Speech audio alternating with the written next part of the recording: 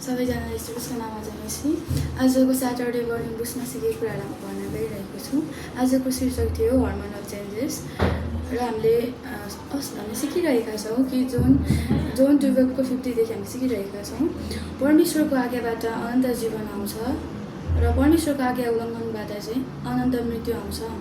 मत्ती 22को 36, 37, 38बाट हामी परमेश्वरको महान आज्ञालाई हेर्दैछौँ र परमेश्वरको महान आज्ञालाई चाहिँ नयाँ करारमा यीशु ख्रीष्टले परमेश्वरको 10 आज्ञालाई नयाँ करारमा यीशु ख्रीष्टले 2 भागमा बाँड्नु भएको छ।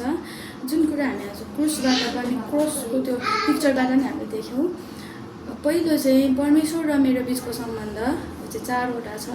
त्यसै गरिकन दोस्रो चाहिँ मेरो र छिमेकी बिचको सम्बन्ध जुन 6वटा छ। छिमेकी भनेको चाहिँ मदेखि अर्को व्यक्ति हो भन्ने कुरा मैले आज सिकेँ। अनि मत्ती 7को 12 पदले भनेअनुसार हामीलाई अरूले जुन व्यवहार गरेको हामी चाहन्छौँ हामीले पनि उनीहरूसँग त्यस्तै व्यवहार गर्नुपर्छ भन्ने कुरा हामीले मत्ती 7को 12बाट सिक्यौँ। त्यसै गरिकन गलाती 6को 7 पदबाट हामीले जे रोप्छौँ त्यसैको कटनी गर्छौँ भन्ने कुरालाई सिक्यौँ।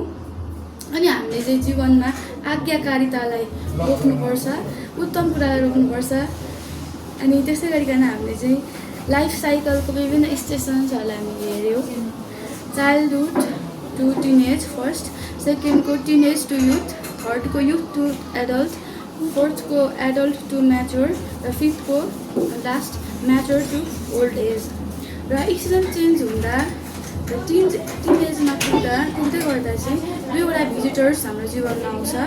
पहिलो उत्पत्ति 4को 7 पद अनुसार पाप आउँछ र पापको लेखा चाहिँ पापको ज्याला चाहिँ मृत्यु हो भन्ने कुरा हामी रोममा पाउँछौँ। दोस्रो चाहिँ प्रकाश 3को 20 पद अनुसार यीशु ख्रीष्ट ढोका हुनुहुन्छ। अनि हामी कुन ढोकालाई खोल्ने त्यो कुरा चाहिँ हाम्रो हातमा हुन्छ र हाम्रो यो जीवनमा जिउँदै गर्दाखेरि पापको ढोकालाई बन्द गर्नुको लागि हामी मत्ती 16को 19बाट हामी दाबी गरिकन हामी त्यो कुरालाई हामी बन्द गर्न सक्छौँ, त्यो ढोकालाई बन्द गर्न सक्ने रहेछौँ।